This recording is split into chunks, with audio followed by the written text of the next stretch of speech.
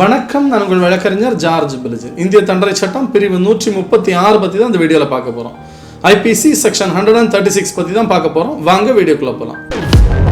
அடிப்படை சட்டங்கள் ஆவணங்கள் பற்றி தெரிந்து கொள்ள வின் லா சேம்பர் யூடியூப் சேனலை பாருங்கள், சப்ஸ்கிரைப் செய்யுங்கள்.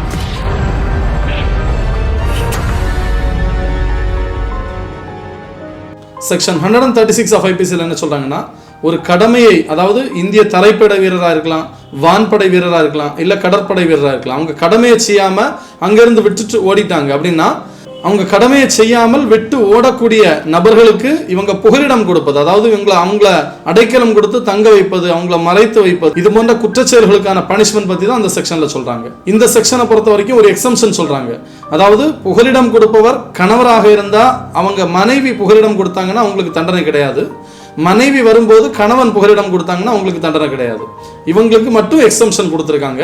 வேறு எந்த ஒரு நபர் இதுக்கு புகலிடம் கொடுத்தாலும், அவங்கள தங்க வைக்கிறதுக்காக உதவி செய்தாலும் அவங்களுக்கான பனிஷ்மெண்ட் இதில் சொல்லியிருக்காங்க. பனிஷ்மெண்ட்டை பொறுத்த வரைக்கும் 2 ஆண்டுகள் வரை சிறை தண்டனையுடன் கூடிய அபராதம், அது ரெண்டும் சேர்த்து விதிக்கலாம், இல்லை தனித்தனியாக விதிக்கலாம். அந்த வழக்கை பொறுத்தது.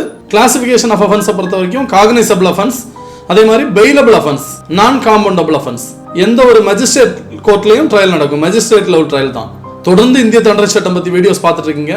இந்திய தண்டனை சட்டம் பற்றி உங்களுக்கு வீடியோஸில் ஏதாவது கருத்துக்கள் சொல்லணும்னா நீங்கள் கமெண்ட் பாக்ஸில் கமெண்ட் பண்ணலாம். தொடர்ந்து உங்கள் சந்தேகங்களையும் கமெண்ட் பாக்ஸ் வழியாக கேட்கலாம். தொடர்ந்து வீடியோ பாருங்க. வீடியோ சம்பந்தமாக இருக்கக்கூடிய உங்கள் டவுட்டுகளை கேளுங்க. வீடியோ உங்கள் ஃப்ரெண்ட்ஸுக்கெல்லாம் ஷேர் பண்ணுங்க. நன்றி, வணக்கம்.